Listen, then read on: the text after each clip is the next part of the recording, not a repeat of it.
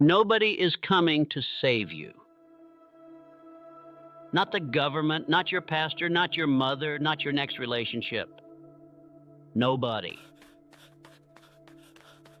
And the moment you truly internalize that, the moment that lands in your chest like a stone, that is the moment your life begins to change. I'm not here to motivate you. Motivation fades. I'm not here to make you feel good. Comfort is the enemy of growth. I am here to tell you the truth that most men in your life are too afraid or too polite or too distracted to tell you. You are the architect of your own poverty. You are the author of your own mediocrity. And every inconsistency in your life, or every broken promise to yourself, every dream deferred, every morning wasted, every relationship damaged, that has your fingerprints on it. That's not condemnation. That is liberation, because if you built the prison, you hold the keys. God didn't create you for excuses. He created you for dominion. And today, we go to war with the version of you that has been lying to himself. Napoleon Hill spent 20 years studying the most successful men in the world. Men like Andrew Carnegie, Henry Ford, Thomas Edison. And when it was all said and done, when he boiled it all down, you know what he found? Every single one of them had one thing in common. Not talent, not luck, not connections. Definiteness of purpose. They knew with total unwavering clarity what they wanted, and they refused to let the world talk them out of it. Hill called it your chief definite aim. And here is the brutal question I want you to sit with right now. Do you have one? Can you say with absolute conviction what you are building toward? Can you write it down in one sentence? Most men can't. Most men are living reactively, reacting to their bills, reacting to their relationships, reacting to the news, reacting to what other people want from them, and calling that a life. Jim Rohn said it plainly. If you don't design your own life plan, chances are you'll fall into someone else's plan. And guess what they have planned for you? Not much. Let that breathe for a second. You are either executing your vision or you are a resource in someone else's vision. There is no neutral ground. The man who refuses to lead himself will always end up being led. Now look in the mirror, not at the face. Look at the life. Look at your bank account. Not to shame yourself, but to get honest. Look at your health. Look at your relationships. Look at your daily habits. The mirror doesn't lie, brother. Proverbs 27:19 says, as water reflects the face, so one's life reflects the heart. What is your life reflecting right now? Because your external world is always a reflection of your internal world. This isn't philosophy, this is physics. What you are on the inside manifests on the outside every time. Bob Proctor used to say, and he said it constantly because we constantly need to hear it, you are the sum of your choices, not your circumstances, your choices. And I know what some of you are thinking. You're thinking about your upbringing, about what was done to you, about the hand you were dealt. And I'm not dismissing that. Pain is real. Trauma is real. Disadvantage is real. But here is what is also real. Men have risen from slavery to build empires. Men have walked out of prison cells and changed the world. Men have lost everything. Yes, money, family, health, and rebuilt from nothing. Not because their circumstances were favorable, because they refused to let their circumstances be their excuse. The moment you make peace with your excuses, you make war with your destiny. Napoleon Hill wrote in Think and Grow Rich, a book, by the way, that every man in this audience should have read and reread. He wrote, weak desires bring weak results, just as a small fire makes a small amount of heat. What is the temperature of your desire? Is it a pilot light, just enough to say you're alive, or is it a furnace? God did not place a dream in you for decoration. He placed it in you as a commission. Ephesians 2:10, "For we are God's handiwork, created in Christ Jesus to do good works, which God prepared in advance for us to do." In advance. Before you were born, there is work with your name on it. And every day you spend operating below your potential. Every day you choose comfort over discipline, distraction over focus, entertainment over education. You are leaving that work undone. You are leaving your calling unclaimed. Jim Rohn said the greatest form of maturity is when we stop asking, "What does this person owe me?" and start asking, "What can I become?" That shift from entitlement to responsibility, that is where men are born. Boys ask what the world owes them. Men ask what they owe the world. Which one are you? Now I want to talk to you about something that Bob Proctor dedicated his entire life to teaching. Something that Napoleon Hill laid the groundwork for decades earlier. Something that, once you understand it, changes how you see everything. Your mind is not your enemy, but it will work against you if you do not master it.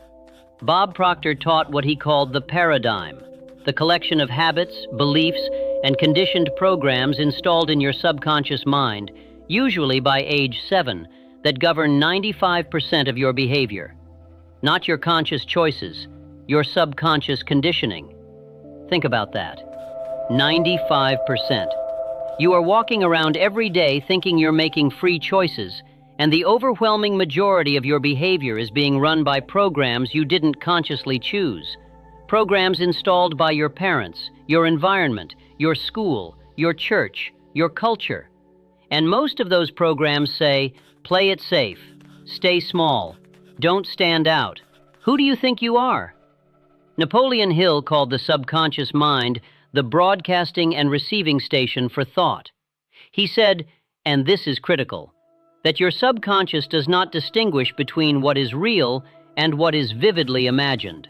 It acts on whatever you feed it with repetition and emotion, which means, what are you feeding it? What are you consuming every day? What conversations are you having? What music are you listening to? What are you watching at midnight? What voices are in your ear? Proctor taught that if you want to change your life, you must change the dominant images and beliefs in your subconscious mind. Not once, not when you feel like it, consistently, deliberately, as a discipline. This is why Philippians 4:8 is not just spiritual advice, it is neuroscience.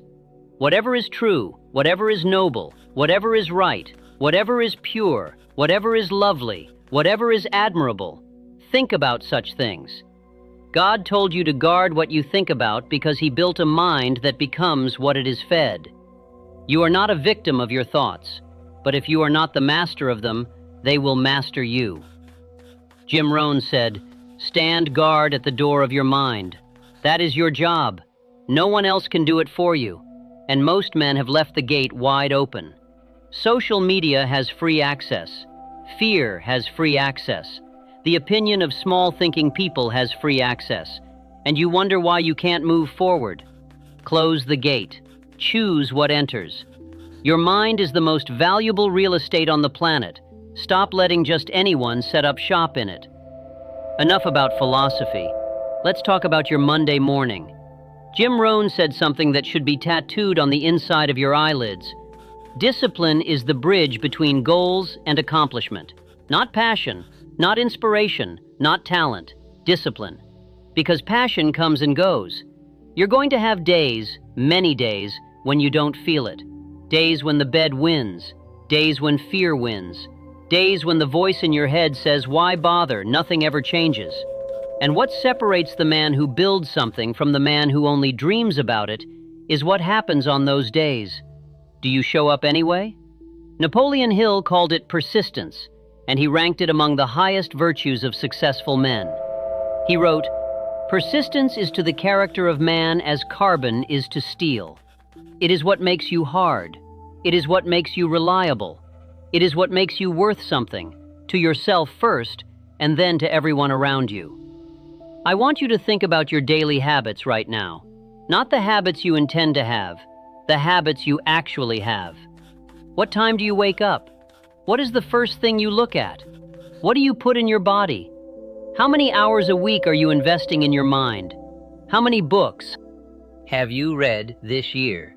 Rohn said it this way: you cannot change your destination overnight, but you can change your direction overnight.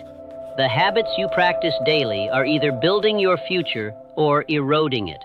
There is no standing still. Every day you are either moving toward the man God designed you to be, or you are drifting away from him. And drifting is comfortable. That's the danger. Drift doesn't feel like failure. It feels like rest. It feels like deserving a break. It feels like everyone else is doing it, so it must be okay. 1 Corinthians 9:27, Paul said, I discipline my body and keep it under control. The most anointed apostle in the New Testament was talking about self-mastery. If a man walking in that level of spiritual authority understood the necessity of discipline, what does that say to us? Discipline is not punishment. Discipline is self-respect in action. It is you telling yourself, I am worth showing up for. My future is worth sacrificing for. My purpose is worth the discomfort. Every time you break a promise to yourself, you weaken your self-trust. Every time you keep one, no matter how small, you build it. And a man who trusts himself is a man who moves through the world differently.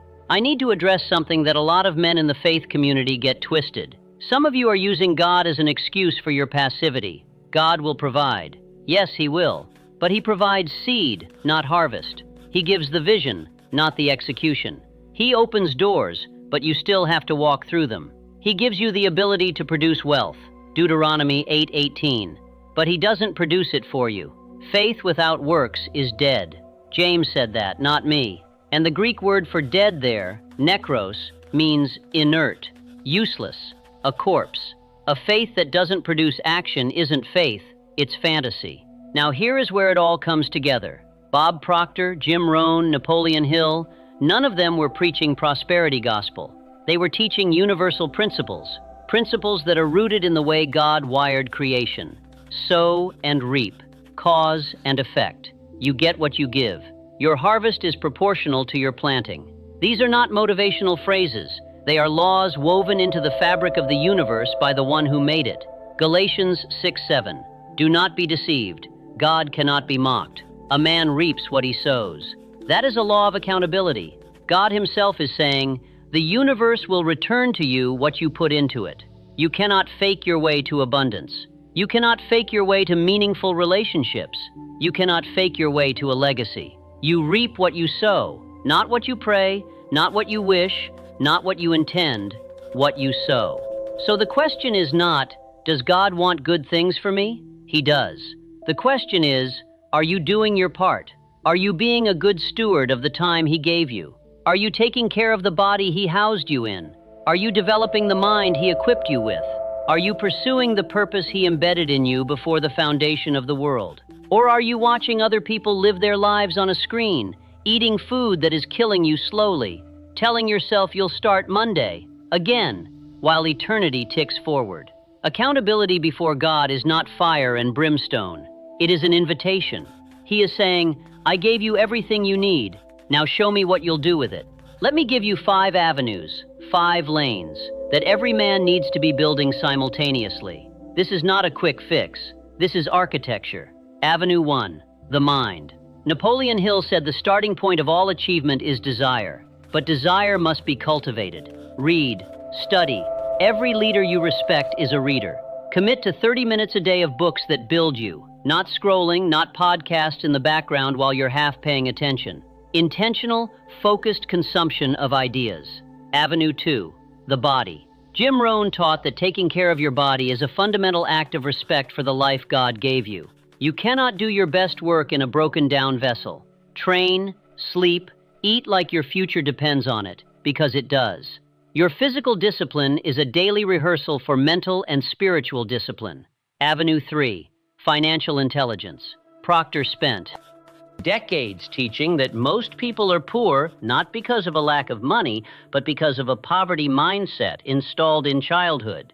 Begin to study money, understand how it works, learn the difference between earning, saving, investing, and building. Start somewhere, even if it's small. The habit of financial intentionality compounds over time like interest. Avenue 4, relationships and environment. Rohn famously said, "You are the average of the 5 people you spend the most time with." This is not motivational fluff. It is documented behavioral science.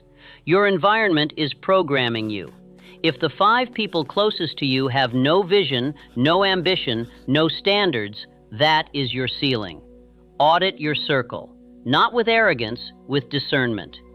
Avenue 5, spiritual foundation. Everything else you build will stand or fall based on this. Not religion as ritual, relationship as foundation, time in prayer, time in scripture, time in silence where God can actually get a word in. A man without a spiritual anchor is a ship without a keel, built beautifully on the surface but at the mercy of every storm. Matthew 7:24-25. Everyone who hears these words of mine and puts them into practice is like a wise man who built his house on the rock. The rain came down, the streams rose, and the winds blew and beat against that house, yet it did not fall, because it had its foundation on the rock. Build on rock, not on feelings, not on market conditions, not on what other people think of you. Build on the unchanging character and promises of God. I want to close with this. You came into this world with nothing. You will leave with nothing. What you do in the middle, that is your story. That is your legacy. That is the answer you will give when you stand before God and He asks, "What did you do with what I gave you?" Not, "Were you comfortable?" Not, "Were you liked?" Not, "Did you play it safe?" What did you do with what I gave you? Napoleon Hill said that within every adversity is the seed of an equivalent or greater benefit. That means your pain has purpose. Your setbacks have set up something.